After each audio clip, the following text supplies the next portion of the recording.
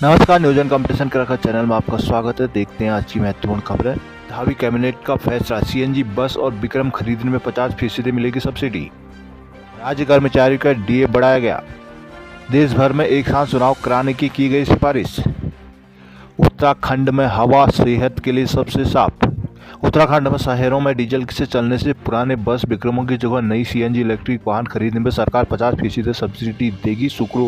गुरुवार को मुख्यमंत्री पुष्कर सिंह धामी की अध्यक्षता में कैबिनेट बैठक में परिवहन विभाग की उत्तराखंड स्वच्छता गतिशीलता परिवर्तन नीति 2024 को मंजूरी दे दी। प्रथम चरण में पायलट प्रोजेक्ट के रूप में इसे देहरादून के शहरी क्षेत्र में लागू किया जाएगा। इसके तहत अधिकतम सब्सिडी 15 लाख तक दी जाएगी।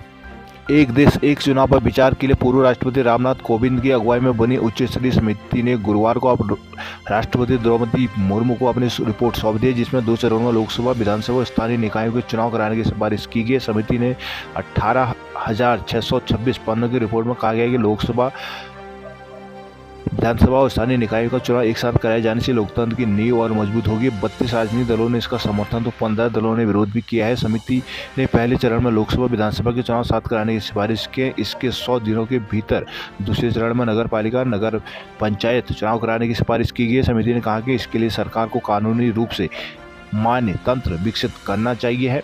और सिफारिश की रिपोर्ट की अन्य प्रमुख बात है, बहुमत न मिलने अविश्वास प्रस्ताव की स्थिति में लोकसभा के लिए नई सिरे से चुनाव हो सकते हैं। इस असंवैधानिक संशोधन की राज्यों द्वारा पुष्टि किए जाने की भी आवश्यकता नहीं होगी। लोकसभा, विधानसभाओं के लिए चुनाव के साथ 100 दिन के भीतर एक साथ स्थायी निकायों के लिए भी चुनाव किया जाएगा।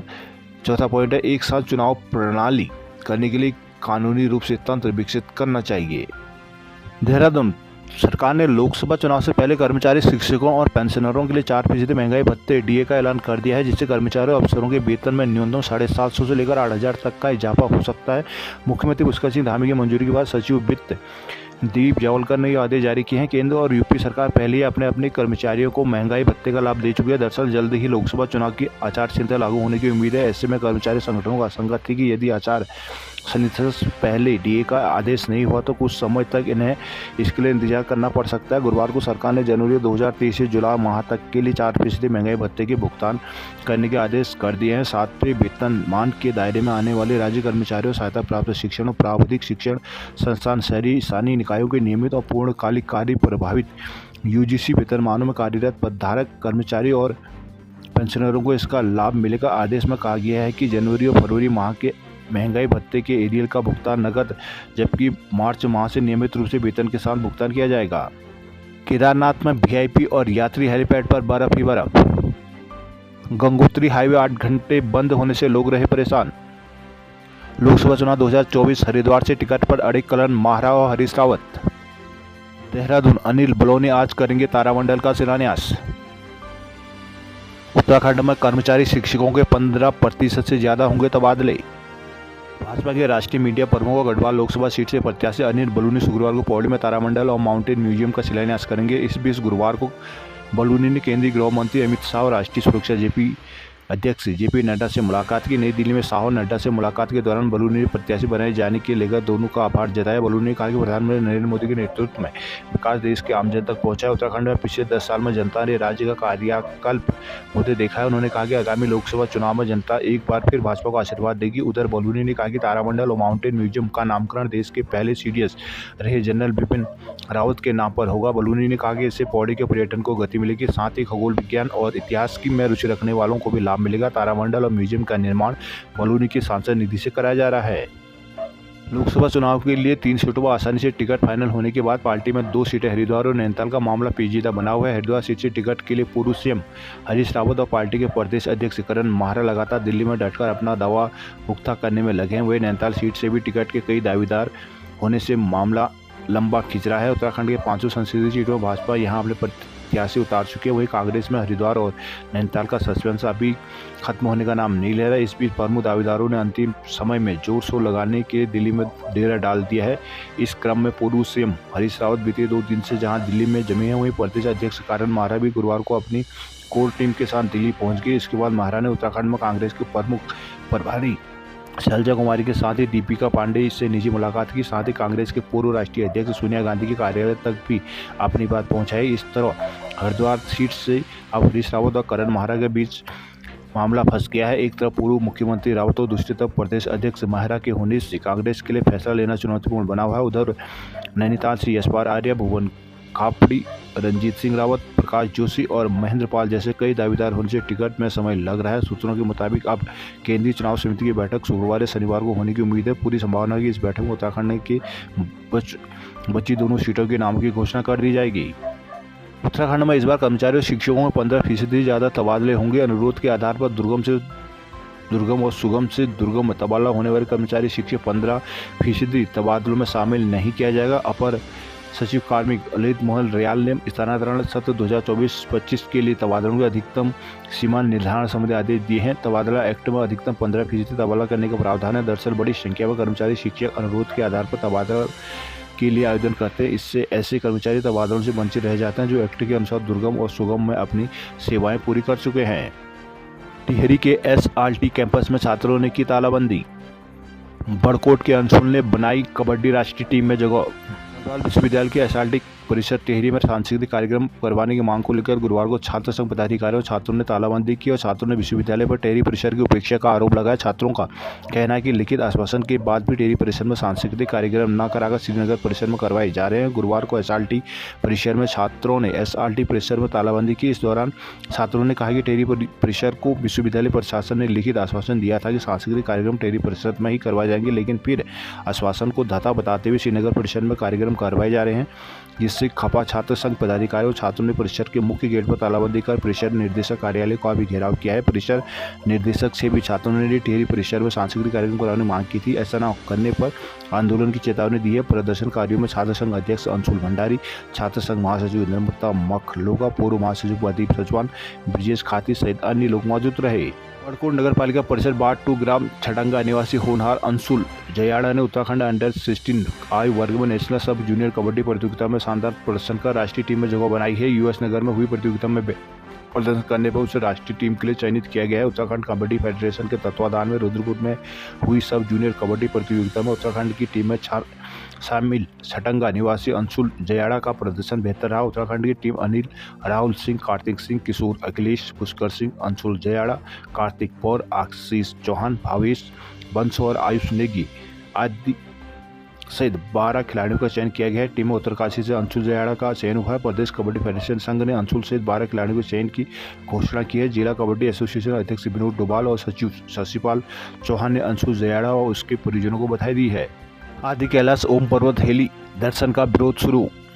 धारचूला ओम पर्वत आदि कैलाश यात्रा हेलीकॉप्टर से कराए जाने से नाराज ग्रामीण सड़क पर उतर आए हैं। उन्होंने जुलूस निकालकर अपना विरोध जताया है। ग्रामीणों का कहना है कि सरकार के इस निर्णय से स्थानीय लोगों का कारोबार चौपट हो जाएगा। उन्होंने लोकसभा चुनाव के बहिष्कार की भी चेतावनी दी है। गुरुवार को ब्यास जनजाति संघर्ष समिति के आह्वान पर दारमा, 1400 और ब्यास वैली के सैकड़ों ग्रामीण नगर में एकत्रित हुए। इस दौरान उन्होंने ढोल नगाड़ों के साथ ही नारेबाजी करते हुए बाजार में जुलूस निकाला। गांधी चौक से शुरुआत जुलूस अटल चौक, मल्ली बाजार, घाटदार तहसील रोड पहुंचा, जहां उन्होंने जनसभा की।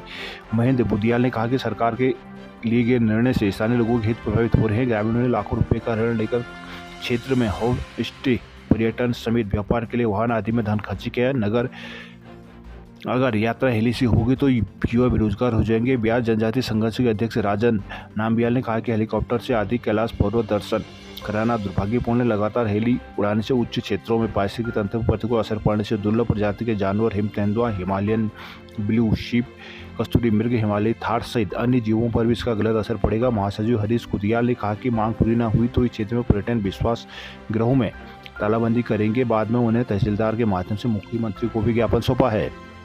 Pithoragarh Lohaghat NH 1.5 metre धंसा।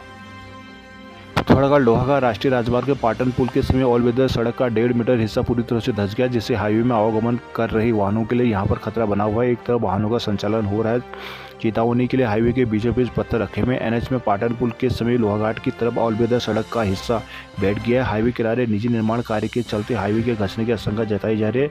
चेतावनी के लिए यहाँ पर पत्थर के टुकड़ों को रखा गया है। मोड़ में तेजी से आ रहे वाहनों के लिए यहाँ पर खतरा बना हुआ है। हाईवे घसने के बाद यहाँ पर एक ओर से वाहनों का संचालन हो रहा है। भारी भरकम ट्रॉले या मालवाहक वाहनों के आने के दौरान हाईवे बुरी तरह धंसने का खतरा मंडरा रहा है। हालांकि दीवार बनाने का कार्य शुरू कर दिया गया। लोगों का कहना है कि दिन में तो लोग सुरक्षित रूप से यहां से निकल जाते हैं, रात के समय हादसे का खतरा बना हुआ है। लोगों ने रेडियम रिफ्लेक्टर लगाने की मांग की ताकि दूर से वाहनों को चेतावनी निशान दिखाई दे सके। नीति आयोग की रैंकिंग में कपकोट टॉप 50 में शामिल। नीति आयोग में रैंकिंग में कपकोट ब्लॉक ने जबरदस्त उछाल मारकर टॉप 50 में शामिल हुआ है। देश भर के 471 ब्लॉकों में से 34वां स्थान प्राप्त किया। पूर्व में जारी रैंकिंग में ब्लॉक 422वें स्थान पर था। मालूम हो कि नीति आयोग की टीम बीच बीच में क्षेत्र में सर्वे करते थे। सरकार की योजना आम लोगों तक कितनी पहुंची इसका मूल्यांकन होता है। पिछले दिनों टीम ने क्षेत्र को भी सर्वे किया था। अब आयोग ने रैंकिंग जारी की जिसमें कपकोट ब्लॉक को 34वां स्थान मिला है। ब्लॉक टॉप 50 में शामिल हो गए, जिससे पहले यह रैंकिंग 422 थी। कपकोट विधायक सुरेश गड़िया ने कहा कि नीति आयोग की रैंकिंग में कपकोट ब्लॉक को चौथे स्थान मिलना हर्ष की बात है। कहा कि सरकार के प्रयास से लोगों को बिजली, पानी, स्वास्थ्य व सड़क की सुविधाएं मिल रही है। खाद्यान्न गोदामों की मरम्मत हुई है। 40 नए स्कूल बनाए गए हैं। अधिकांश गाँवों की सड़कों को नामकरण किया गया है। आने वाले समय में सरकारी संपत्ति की मॉनिटरिंग होगी। रैंकिंग में ब्लॉक और आगे बढ़े इसका प्रयास किया जाएगा। गरुड़ में आज होगा जन आक्रोश रैली और व्यापारियों का समर्थन।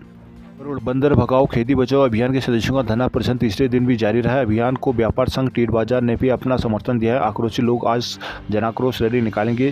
गांधी चबूतरे पर आयोजित सभा में सिविल सोसाइटी के संरक्षक व अधिवक्ता DK जोशी ने कहा कि पिछले 2 दिन से धरने प्रदर्शन किया जा रहा है, लेकिन ना तो क्षेत्र की विधायक पार्वती दास ने सुध ली और ना ही दर्जा राज्य मंत्री शिव सिंह बिष्ट। उन्होंने कहा कि जनता की समस्याओं से उनका कोई लेना देना नहीं है। धरने के दौरान 75 साल की पार्वती अम्मा ने कहा कि बंदरों की डर से घर के आंगन में बैठना मुश्किल हो गया। बंदरों की समस्या दिन प्रतिदिन बढ़ी जा रही है। इसको रोकने के लिए सरकार को कोई ठोस नीति बनानी चाहिए। गीता पंत ने कहा कि बंदरों के आतंक से खेती करना और सब्जी उगाना छोड़ दिया गया है। लोग हल्द्वानी की सब्जी और राशन पर निर्भर है। बसंती देवी ने कहा कि बंदर घर से लेकर बाजार तक हर किसी का नुकसान कर रहे हैं। अकेले बाजार आना जाना भी मुश्किल हो गया है। ग्राम प्रधान दर्शनी भोलादत्त पांडे ने कहा कि सरकार और विभाग को मिलकर इस दिशा में कार्य करना चाहिए। इस दौरान अध्यक्ष रविशंकर बिष्ट, संयोजक हरि जोशी प्रसाद, राजेंद्र प्रसाद कत्यूरी, भैरव कांडपाल, भूपेंद्र सिंह आदि मौजूद रहे। रुद्रपुर DDA ने अवैध कॉलोनियों का निर्माण किया ध्वस्त। दिनेशपुर क्षेत्र में कृषि भूमि पर अवैध रूप से काटी जा रही कॉलोनी के खिलाफ जिला विकास प्राधिकरण ने गुरुवार को कार्रवाई करते हुए 2 कॉलोनियों के कच्चे और पक्के निर्माण को JCB से ध्वस्त कर दिया। इस दौरान कॉलोनाइजरों और प्रशासन के अधिकारियों के बीच नोकझोंक भी हुई। दोपहर बाद तक चली कार्रवाई के चलते अन्य कॉलोनाइजर भी खलबली मची हुई है। उन्होंने अपने कॉलोनी के गेट के सामने लगी फ्लैक्सी साइन बोर्ड को आनन फानन में हटा दिया।